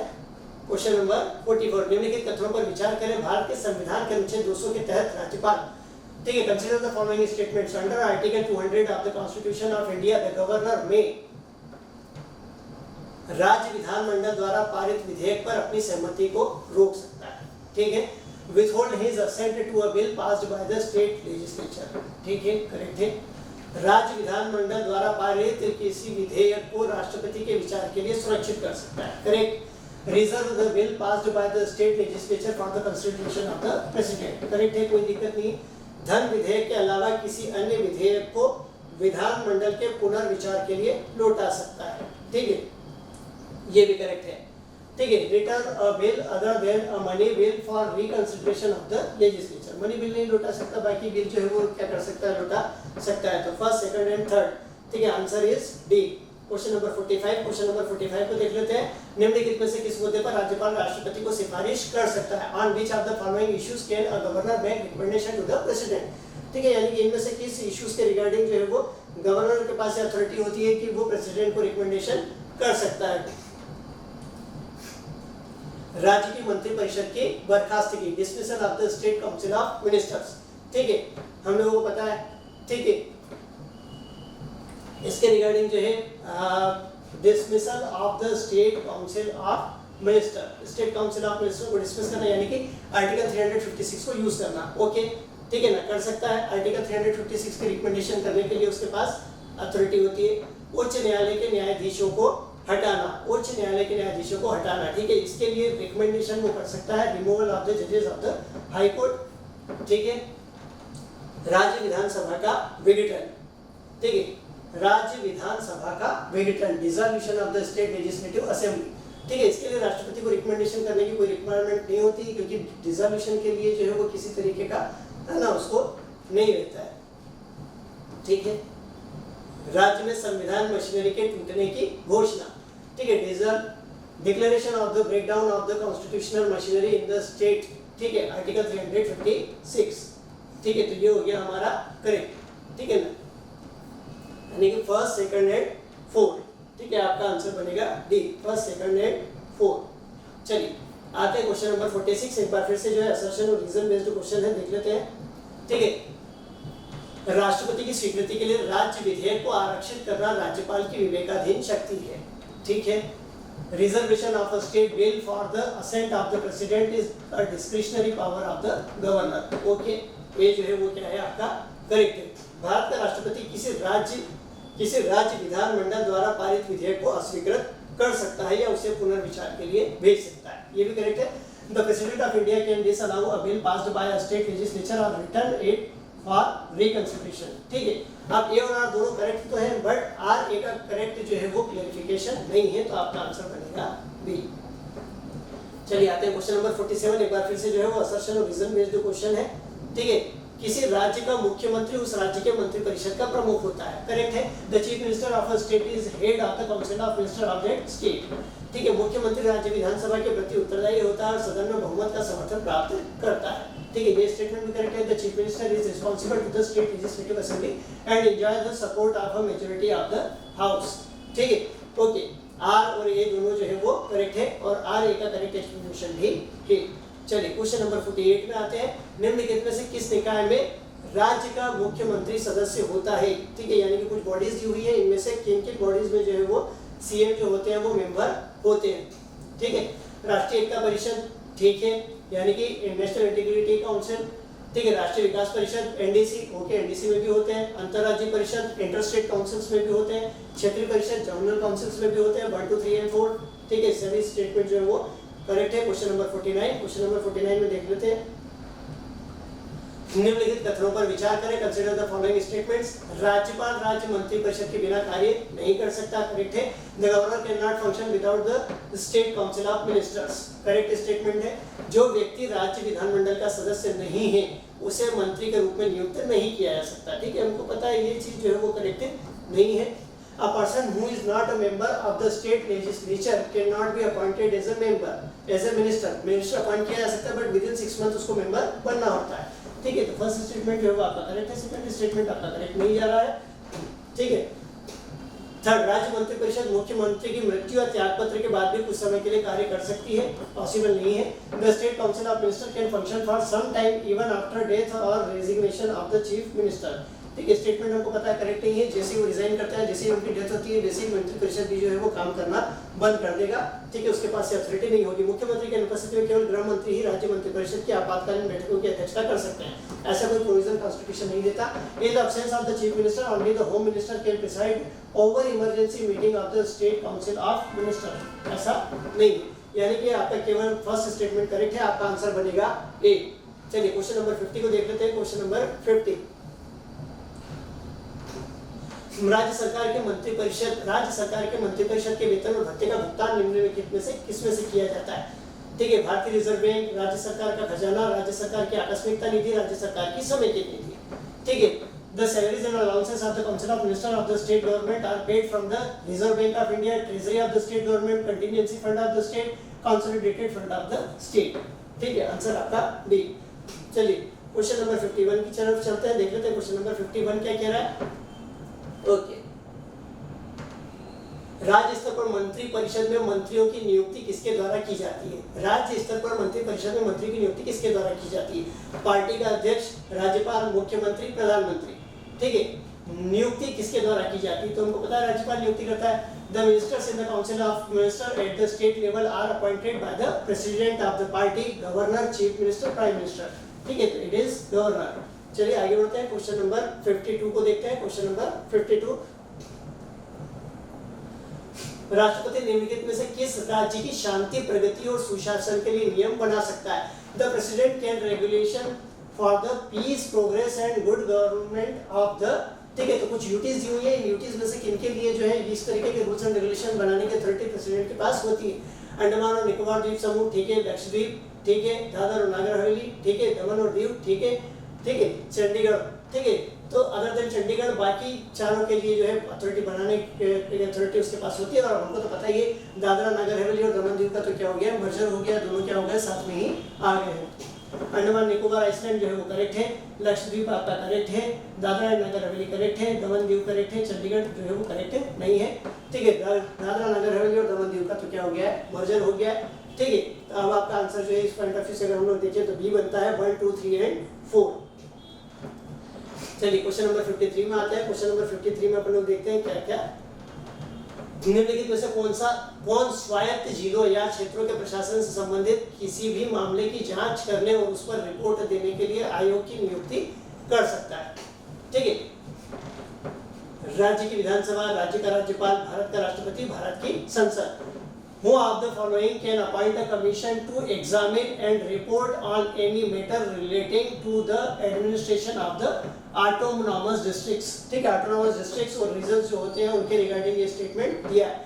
Legislative Assembly of the state, Governor of the state, President of India, Parliament of India, that is Governor of the state। ठीक है ना, यानी कि राज्य के राज्यपाल के पास ये अथॉरिटी होती है। चलिए देख लेते हैं क्वेश्चन नंबर 54 की तरफ चलते हैं। संघ लोक सेवा आयोग के निम्नलिखित में से कौन से कार्य हैं? ठीक है, तो कुछ स्टेटमेंट्स दिए हुए हैं regarding the functions of union Public service commission. हमको आइडेंटिफाई करना है इनमें से कौन से काम उसके पास होते हैं। संघ की सेवाओं में भर्ती के लिए परीक्षा आयोजित करना, करेक्ट है। To conduct examination for the recruitment to the services of the union. ठीक है, राष्ट्रपति या राज्यपाल द्वारा भेजे गए मामलों पर सलाह देना। ठीक है, राष्ट्रपति या राज्यपाल द्वारा भेजे गए मामलों पर सलाह देना। ठीक है, हमको पता है कि ये काम उसका नहीं होता है। To advise on matters referred to it by the president और द गवर्नर। ठीक है, सरकारी कर्मचारी को प्रभावित करने वाले सभी अनुशासनात्मक मामलों पर सलाह देना। ठीक है, to advise on all disciplinary matters affecting to a government servant. ठीक है, करेक्ट है। पदोन्नति और स्थानांतरण के संबंध में पालन किए जाने वाले सिद्धांतों पर सलाह देना, ये भी करेक्ट है। To advise on the principles to be followed in respect of promotions and transfers. ठीक है, यानी कि first, third and fourth statement आपका जो है वो करेक्ट है। आपका आंसर बन गया सी। चलिए क्वेश्चन नंबर 55 में आते हैं। क्वेश्चन नंबर 55 को एक बार फिर से जो है वो निम्नलिखित कथनों पर विचार करें। संघ लोक सेवा आयोग का सदस्य, consider the following statements. A member of the Union Public service Commission. ठीक है, सदस्य के रूप में पुनः नियुक्ति से वंचित। ठीक है, debarred from reappointment as a member। ठीक है, करेक्ट है स्टेटमेंट है ना। रीअपॉइंटमेंट जो है एज ए मेंबर फिर से पॉसिबल नहीं होता है। केंद्र या राज्य सरकार के अधीन किसी अन्य रोजगार के लिए योग्य। ठीक है, ये भी करेक्ट है। Ineligible for any other employment under the central और स्टेट गवर्नमेंट। ठीक है, ये भी करेक्ट है। ठीक है, अंडर द स्टेट किसी भी तरीके का एम्प्लॉयमेंट वो नहीं ले सकता। राज्यपाल जैसे संवैधानिक प्राधिकारी बनने के लिए अयोग्य। ठीक है, तो इसके रिगार्डिंग हम जो है देखते हैं कि प्रोविजन नहीं है, ऐसा कोई जो है वो disqualified from the becoming a constitutional functionary like a governor. ठीक है, यानी कि आपका first and second statement correct है। आपका आंसर बन जाएगा डी। Question number 56।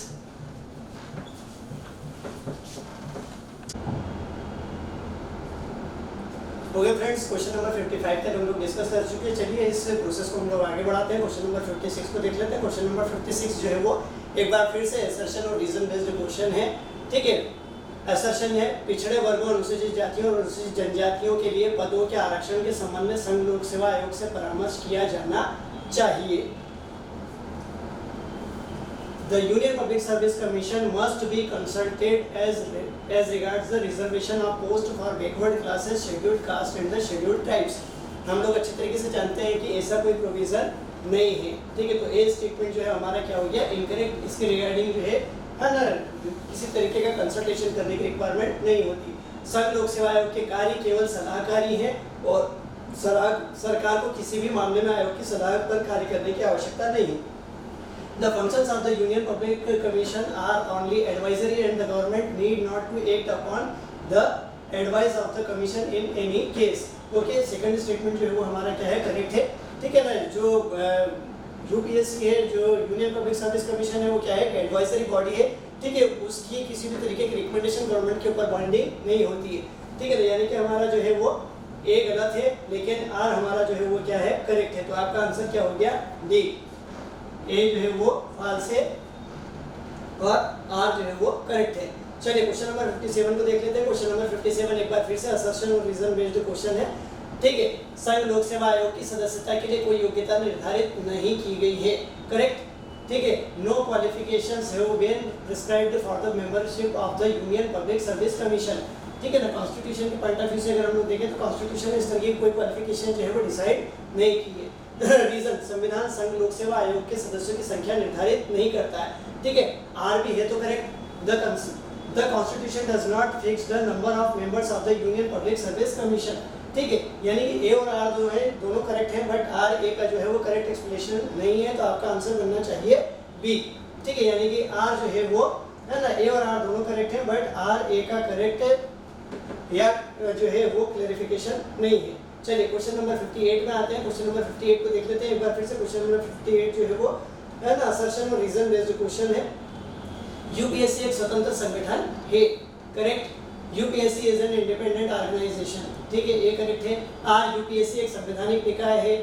ठीक है, ये भी करेक्ट है। UPSC is a constitutional body.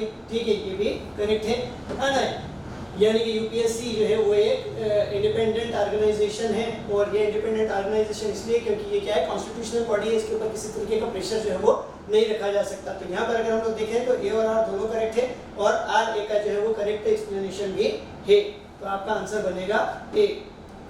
ठीक है, चलिए क्वेश्चन नंबर 59 को देख लेते हैं। क्वेश्चन नंबर 59,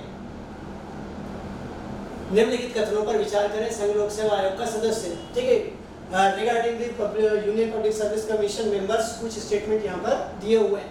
भारत के राष्ट्रपति द्वारा नियुक्त किया जाता है। ठीक है, करेक्ट, हम लोगों को पता है। Is appointed by the president of India, हमको पता है यूपीएससी के मेंबर्स जो है वो है ना अपॉइंटेड बाय द प्रेसिडेंट होते हैं। उस पद पर पुनर्नियुक्ति के लिए अयोग्य होता है। ठीक है, ये भी करेक्ट है। Is ineligible for reappointment to that office. ठीक है, ये स्टेटमेंट भी करेक्ट। 6 वर्ष की अवधि या 60 वर्ष की आयु तक जो भी पहले वो पद पर रहता है। ठीक है, ये स्टेटमेंट इनकरेक्ट है। Holds office for a period of 6 years और till the age of 60 years whichever is earlier, हमको पता है 65 years होता है। ठीक है, यानी कि हमारा फर्स्ट स्टेटमेंट और सेकंड स्टेटमेंट करेक्ट है, आपका आंसर बनेगा बी।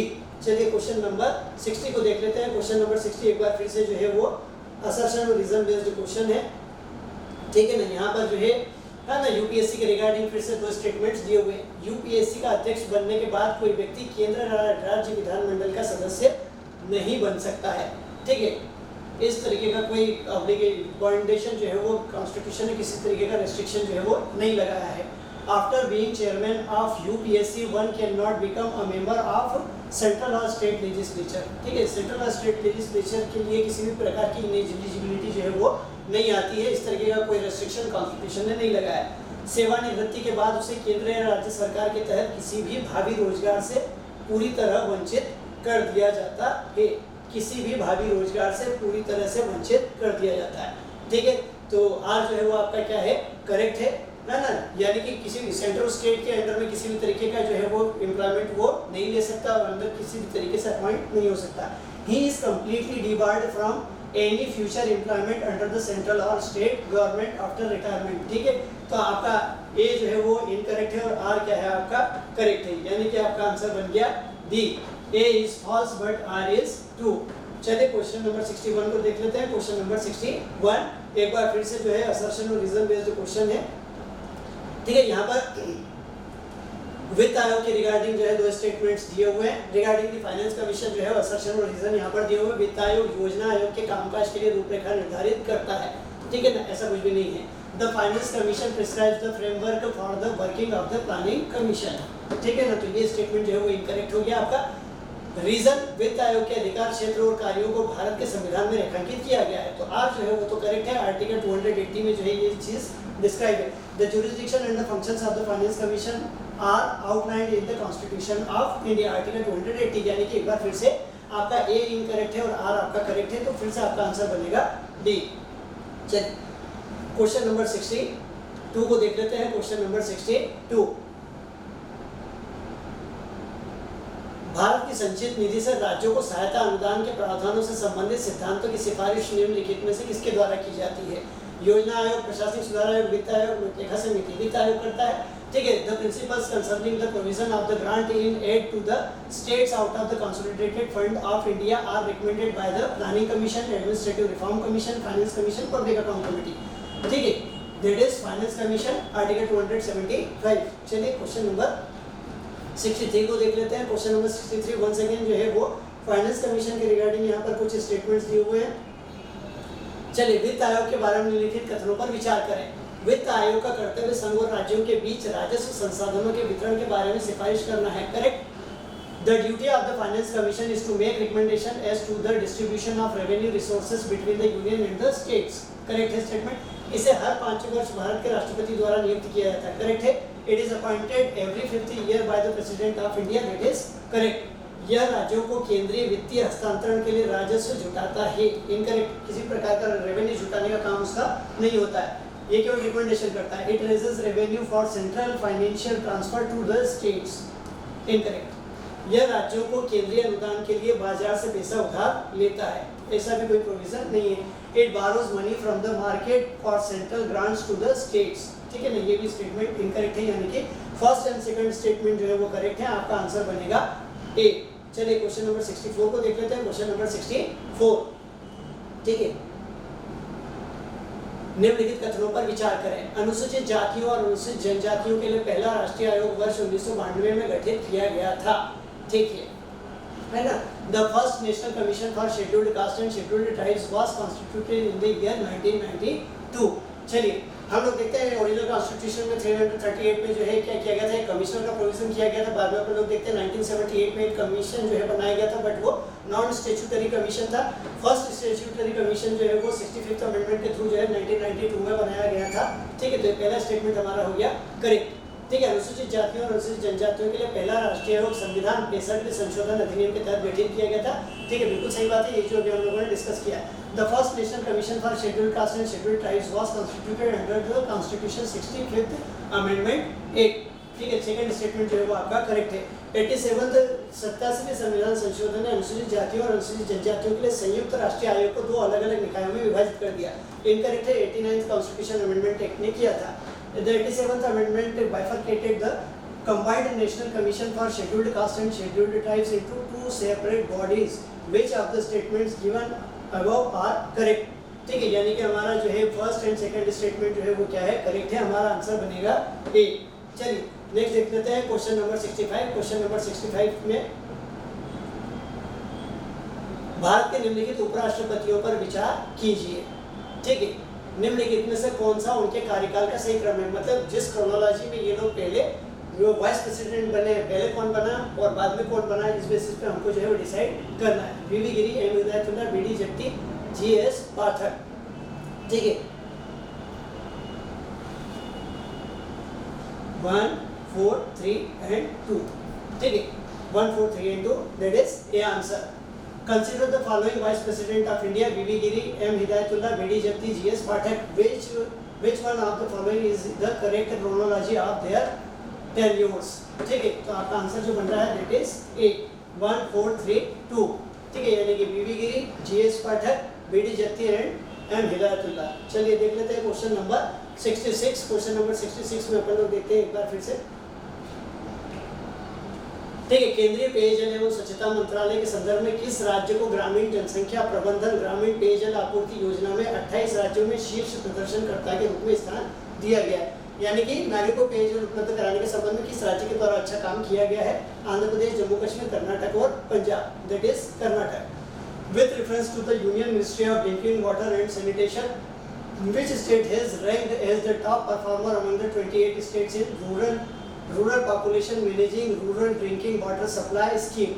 ठीक है, Andhra Pradesh, Jammu Kashmir, Karnataka and Punjab, that is Karnataka. चलिए क्वेश्चन नंबर 67 में आते हैं, देख लेते हैं क्वेश्चन नंबर 67। क्वेश्चन नंबर 67, भारतीय संविधान के निम्नलिखित में से किस भाग में स्थानीय सरकार को एक विषय के रूप में उल्लेखित किया गया है? यानी कि जो हमारी स्थानीय सरकार है उनका वर्णन हमको संविधान में कहाँ देखने को मिलता है? 7वीं अनुसूची के अंतर्गत राज्य सूची, 7वीं अनुसूची के अंतर्गत समवर्ती सूची, 11वीं अनुसूची, 12वीं अनुसूची, 7वीं अनुसूची के अंतर्गत राज्य सूची। ठीक है, local government as a subject is mentioned in which of the following parts of the Constitution of India? State list under the 7th schedule, concurrent list under the 7th schedule, 11th schedule, 12th schedule. Answer is A, state list under the 7th schedule. चलिए question number 68 को देख लेते हैं। चलिए, इमारतों में पानी की खपत कम करना और पानी की दक्षता में सुधार करना, just because some technical mistake, I think ये जो है क्वेश्चन जो है वो ज्योग्राफी का क्वेश्चन है, यहाँ पर गलती से आ गया है। ठीक है, तो हम लोग जो है इस क्वेश्चन को स्किप करके नेक्स्ट क्वेश्चन को देख लेते हैं। चलिए क्वेश्चन नंबर 69, राजीव गांधी श्रमिक कल्याण योजना के बारे में निम्नलिखित कथनों पर विचार कीजिए। बंद होने, छटनी और गैर रोजगार से उत्पन्न स्थायी अशक्तता के कारण रोजगार होने वाले श्रमिकों को अधिकतम 1 वर्ष की अवधि के लिए उनके वेतन का लगभग 50% बेरोजगारी भत्ता मिलेगा। ठीक है, स्टेटमेंट इनकरेक्ट है, ये 1 वर्ष की जगह पर क्या है, 2 वर्ष है। केवल बीमाकृत व्यक्ति जो 1 अप्रैल 2005 को या उसके बाद बेरोजगार हो जाता है, बेरोजगारी प्राप्त करने का हकदार होगा। ठीक है, 1 अप्रैल 2005 से ये जो स्कीम चालू की गई थी, इसके लिए रजिस्ट्रेशन करवाना कंपलसरी है। ऑब्वियस सी बात है, जो रजिस्टर्ड होगा उसी को योजना का लाभ मिलेगा। तो सेकंड स्टेटमेंट जो है आपका क्या हो गया, correct. Consider the following statement about Rajiv Gandhi Shramik Kalyan Yojana. Workers losing employment on account of closure, retrenchment and permanent invalidity arising out of non-employment will get unemployment allowance about 50% of their wage for a maximum period of 1 year। जैसा मैंने बताया कि maximum period जो है वो 2 years का है, 1 years का नहीं है। तो पहला स्टेटमेंट जो हो गया है वो इनकरेक्ट है। Only the insured person who becomes unemployed on or after 1st April 2005 shall be entitled to receive unemployment allowance। Which of the statement given above is are correct? ठीक है, तो फर्स्ट स्टेटमेंट इनकरेक्ट है, second statement correct है, तो आपका answer हुआ है B. चलिए क्वेश्चन नंबर 70 को देख लेते हैं। क्वेश्चन नंबर 70 में आ जाते हैं। भारत के प्रधानमंत्री ने हाल ही में कावेरी नदी प्राधिकरण के उस निर्णय को खारिज कर दिया जिसमें कर्नाटक को तमिलनाडु को पानी छोड़ने का आदेश दिया गया था। निम्नलिखित में से कौन सा कथन सही है? ठीक है, कावेरी नदी प्राधिकरण में पुदुचेरी, केरल, तमिलनाडु और कर्नाटक के मुख्यमंत्री शामिल हैं, साथ ही प्रधानमंत्री इसके अध्यक्ष हैं। करेक्ट। ठीक है, the prime Minister of India recently ruled out the decision of the Kaveri River Authority in which Karnataka was ordered to release water to Tamil Nadu. Which of the following statements is are correct? The Kaveri River Authority comprises of the Chief Ministers of Puducherry, Kerala, Tamil Nadu and Karnataka along with the PM। ठीक है, correct है। अंतरराज्यीय जल विवादों को भारत के सर्वोच्च न्यायालय के प्राथमिक क्षेत्राधिकार से बाहर रखा गया है। ठीक है, स्टेटमेंट करेक्ट है। Article 263 interstate water disputes are excluded from the primary jurisdiction of the Supreme Court. हमको पता है कि है ना, प्राइमरी जुरिसडिक्शन से इसको बाहर रखा गया, पार्लियामेंट ने एक्ट बना करके इसको बाहर कर दिया है। It means first and second both statements are correct, आपका आंसर बनेगा सी। चलिए क्वेश्चन नंबर 71 को देख लेते हैं। क्वेश्चन नंबर 71 सॉरी, क्वेश्चन जो है वो राष्ट्रीय जल नीति 2012 के बारे में क्वेश्चन पूछा गया है। ठीक है, there are statements regarding the national water policy 2012। यह बिजली की भारी कम कीमत को वापस लेने का प्रस्ताव करता है जिससे कि बिजली और पानी दोनों का अपव्यय होता है। बिल्कुल, पॉलिसी में ये बात की गई है कि बहुत ज़्यादा कम अगर इलेक्ट्रिसिटी चार्जेस रखे जाते हैं तो इससे क्या होगा, इससे मिसयूज होगा। ठीक है, तो ये स्टेटमेंट जो है वो करेक्ट है। Consider the following statements about the national water policy 2012। It proposes reversal of heavy under pricing of electricity which leads to wasteful equal use of both electricity and the water. ठीक है, statement correct है। मसौदा नीति केवल न्यूनतम प्रवाह आवश्यकता तक सीमित रहने के बजाय नदियों की पारिस्थितिक आवश्यकता की समग्र तस्वीर प्रस्तुत करती है। यानी कि इन्होंने क्या किया, जो रिवर्स हैं उनके टोटल इकोलॉजी को भी ध्यान में रखने की बात कही है अपने ड्राफ्ट पेपर में। ठीक है, तो ये स्टेटमेंट जो आपका बनता है करेक्ट है। The draft policy presents a holistic picture of ecological need of the rivers rather than restricting to only minimum flow requirement, यानी केवल मिनिमम फ्लो को मेंटेन करने की रिक्वायरमेंट नहीं है, बट की पूरी इकोलॉजी को ध्यान में रखने की जरूरत है। एक बार फिर से सी यानी कि 1 and 2 both statements are correct. देख लेते हैं क्वेश्चन नंबर 72। क्वेश्चन नंबर 72 जो है, शहरी स्ट्रीट वेंडर्स पर राष्ट्रीय नीति 2009 के संबंध में निम्नलिखित कथनों पर विचार कीजिए। Consider the following statements regarding the national policy on urban street vendors 2009। शहरी स्थानीय निकाय के मेयर की अध्यक्षता में टाउन वेंडिंग कमेटी बनती है। स्टेटमेंट इनकरेक्ट है। ठीक है, the town vending committee consist of mayor of the urban local body as a chairperson. ठीक है, स्टेटमेंट इनकरेक्ट है क्योंकि कौन होता है, जो कमिश्नर होता है, म्युनिसिपल कॉर्पोरेशन का कमिश्नर या फिर म्युनिसिपैलिटी का जो सीईओ होता है वो इसका चेयरपर्सन होता है। ठीक है, तो फर्स्ट स्टेटमेंट जो है वो आपका क्या हो गया, इनकरेक्ट। टीवीसी स्ट्रीट वेंडर्स और तीसरे पक्ष के बीच उत्पन्न होने वाले विवादों के समाधान और शिकायतों के निवारण के लिए जिम्मेदार होगी, क्योंकि यह उनके हस्तक्षेप का पहला बिंदु होगा। यानी ये दोनों के बीच में जो है वो है ना डिस्प्यूट रिजोल्यूशन के लिए फर्स्ट पॉइंट होगा, जहाँ पर इस डिस्प्यूट्स को रिजॉल्व करने की कोशिश होगी। तो सेकंड स्टेटमेंट करेक्ट है। The TVC will be responsible for the redressal of grievances and resolution of disputes arising among street vendors and third parties as their first point of intervention। ठीक है, second statement correct है। which of the statement given above is are correct, यानी first statement incorrect है, second statement correct है। आपका answer बनेगा B. 72 का answer हुआ आपका बी। क्वेश्चन नंबर 73 को देख लेते हैं। Question number 73। ठीक है, वंस अगेन जो है वो इंडियन कॉन्स्टिट्यूशन में पंचायती राज इंस्टीट्यूशंस के रिगार्डिंग कुछ स्टेटमेंट्स दिए हुए हैं। भारत के संविधान में पंचायती राज के बारे में निम्नलिखित में से कौन सा प्रावधान सही है? Which of the following provisions about the Panchayati Raj in the Constitution of India is are correct? गांव, मध्यवर्ती और जिला स्तर पर पंचायतों के सभी सदस्य मतदाताओं के द्वारा सीधे चुने जाते हैं। मेंबर जो है वो तीनों लेवल पे क्या होते हैं, डायरेक्ट चुने जाते हैं। ठीक है, करेक्ट है। ठीक है, all the members of the panchayat at the village, intermediate and district level are elected directly by the voters. Members की बात होगी। ठीक है, गांव, मध्यवर्ती और जिला स्तर पर पंचायतों के अध्यक्ष मतदाताओं के द्वारा सीधे चुने जाते हैं। ठीक है, सेकंड स्टेटमेंट इनकरेक्ट है। ठीक है ना, इंटरमीडिएट और डिस्ट्रिक्ट लेवल के जो चेयरपर्सन होते हैं वो डायरेक्टली चुने जाते हैं, वो इनडायरेक्ट चुने जाते हैं। The chairperson of the panchayat set village, intermediate and district level is elected directly by the voters. Select the correct answer using the codes given below. ठीक है, यानी कि सेकंड स्टेटमेंट जो हमारा गया है वो इनकरेक्ट गया है। आपका आंसर बनेगा ए, यानी कि केवल ए स्टेटमेंट जो है वो करेक्ट है। क्वेश्चन नंबर 74 को देखते हैं। ठीक है, क्वेश्चन नंबर 74। केंद्रीय श्रमिक शिक्षा बोर्ड के संबंध में निम्नलिखित कथनों पर विचार कीजिए। Consider the following statements regarding the central board for workers education. Central board for workers education, इसकी स्थापना 1958 में मानव संसाधन और विकास मंत्रालय द्वारा की गई थी। ठीक है, first statement is correct. It was established in 1958 by the ministry of human resource and development. ठीक है, इसका मूल उद्देश्य राष्ट्रीय और राज्य स्तर पर श्रमिक शिक्षा योजना को लागू करना है। ठीक है, नहीं ऐसा कुछ नहीं था। ठीक है ना, its basic aim is to implement the workers education scheme at the national and state level. ऐसा नहीं था, है ना। इसमें वर्कर्स के अंदर नेशनलिज्म की भावना को उत्पन्न करना, सेक्युलरिज्म जैसे जो वैल्यूज है उनके लिए जो है वो रिस्पेक्ट पैदा करना, इस तरीके की बातें जो है वो है ना इसको एस्टैब्लिश करने का मुख्य उद्देश्य था। ठीक है, तो first statement is correct, second statement is incorrect. ठीक है, आपका आंसर हुआ ए। चलिए देखते हैं क्वेश्चन नंबर 75। क्वेश्चन नंबर 75 जो है, निम्नलिखित में से कौन सा MGNREGA से संबद्ध हो सकता है? ठीक है, which one of the following can be associated with MGNREGA program? ठीक है, Mahatma Gandhi national rural employment guarantee act. यह हर उस घर को मजदूरी रोजगार प्रदान करता है जिसके वयस्क सदस्य अकुशल मैनुअल काम करने के लिए स्वेच्छा से आगे आते हैं। Correct. It provides wage employment to every household whose adult members volunteer to do unskilled and manual work. हमको पता है अनस्किल्ड और मैनुअल वर्क की बात यहाँ पर की गई। यह प्राकृतिक संसाधन प्रबंधन को मजबूत करने पर ध्यान केंद्रित करता है। ठीक है, सेकंड स्टेटमेंट भी करेक्ट है। It focuses on the strengthening of natural resource management. ठीक है, हमको पता है कि जैसे है ना चेक डैम्स वगैरह बनाए जाते हैं। ठीक है, वाटर हार्वेस्टिंग स्कीम्स वगैरह इसके अंतर्गत बनाई जाती है। ठीक है, तो सेकंड स्टेटमेंट भी जो है आपका क्या है, करेक्ट है। यह सतत विकास को प्रोत्साहित करता है, ठीक है, यानी कि ये सस्टेनेबल, ठीक है, इट एनकरेजेस सस्टेनेबल डेवलपमेंट, तो ये भी करेक्ट है। Select the correct answer using the codes given below, for 1 2 3 all statements are correct. आपका आंसर हो गया डी। क्वेश्चन नंबर 75 का आंसर हो गया डी। चलिए क्वेश्चन नंबर 76 को देखते हैं। Question number 76 regarding the PDS system यहाँ पर दिया हुआ है। पीडीएस सिस्टम के रिगार्डिंग दो स्टेटमेंट है, उनको देखना है कौन से स्टेटमेंट करेक्ट है। निम्नलिखित में से किस सरकार के पास सार्वजनिक वितरण प्रणाली पीडीएस संचालित करने की जिम्मेदारी है?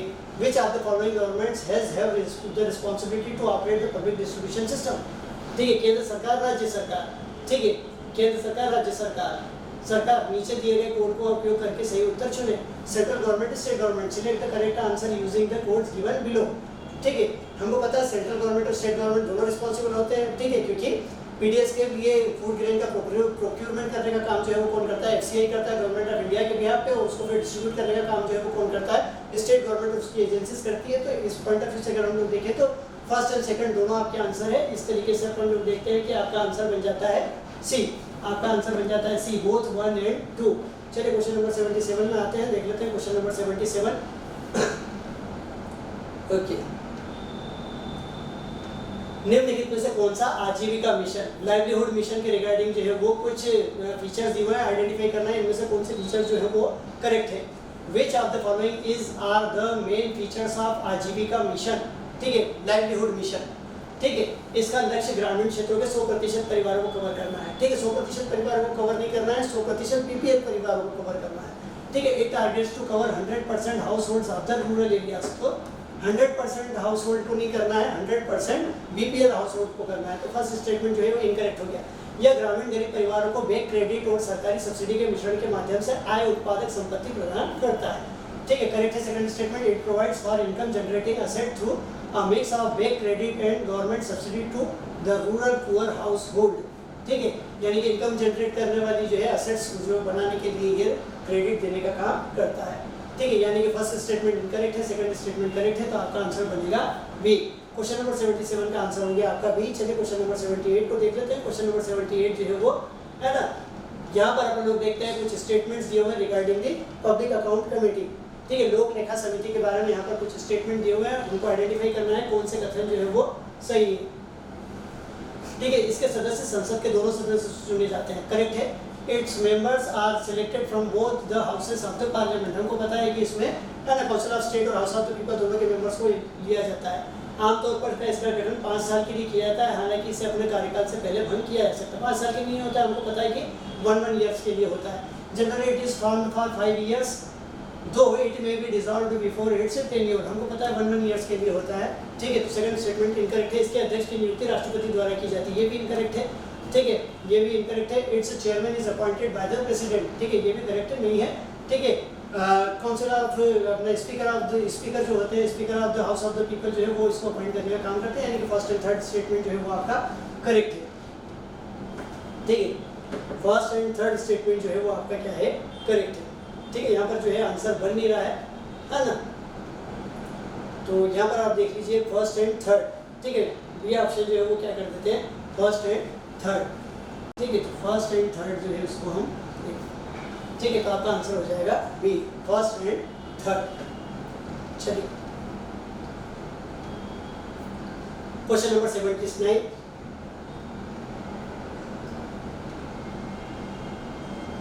सरकारी सेवाओं पदों पर अनुसूचित जाति और अनुसूचित जनजाति के दावे से संबंधित भारत के 117वें संविधान संशोधन विधेयक के बारे में निम्नलिखित कथनों पर विचार कीजिए। ठीक है, हाल ही में इसे राज्यसभा में आवश्यक बहुमत से पारित किया गया है। ठीक है ना, करेक्ट है first statement. Consider the following statements about the 117th constitution amendment bill of India related to the claim of SC and ST to the government services and post. Recently it was passed by the required special majority in the Rajya Sabha। ठीक है, okay, that is correct। यह सरकार को प्रशासन की दक्षता बनाए रखने पर विचार किए बिना, ठीक है, विचार किए बिना, यहाँ पर थोड़ा सा इस स्टेटमेंट को हम देखें, विचार किए बिना सरकारी नौकरियों में अनुसूचित जाति और अनुसूचित जनजाति के उम्मीदवारों को पदोन्नति प्रदान करने के लिए पात्रता के मापदंडों में ढील देने का अधिकार देता है। ठीक है, दक्षता बनाए रखने पर विचार किए बिना, बिना नहीं, ठीक है, दक्षता बनाए रखने पर विचार करना है। ठीक है, ताकि उनकी एफिशिएंसी ऑफ एडमिनिस्ट्रेशन जो है वो अफेक्ट नहीं हो। ठीक है, यानी कि हमारा सेकंड स्टेटमेंट जो हो जाएगा वो क्या हो जाएगा, इनकरेक्ट हो जाएगा। It authorizes the government to relax in the parameters of eligibility to provide promotion to the SC and ST candidates in the government jobs without considering, ठीक है, ये देखिएगा, without considering the maintenance of efficiency of the administration, ठीक है, तो उसको consideration में हमको रखना है। तो सेकंड स्टेटमेंट हमारा क्या हो गया, इनकरेक्ट, यानी कि हमारा आंसर बनेगा फर्स्ट, ए बनेगा हमारा आंसर, क्योंकि फर्स्ट स्टेटमेंट करेक्ट है, सेकंड स्टेटमेंट इनकरेक्ट है। चलिए क्वेश्चन नंबर 80 को देख लेते हैं। Question number 80, okay,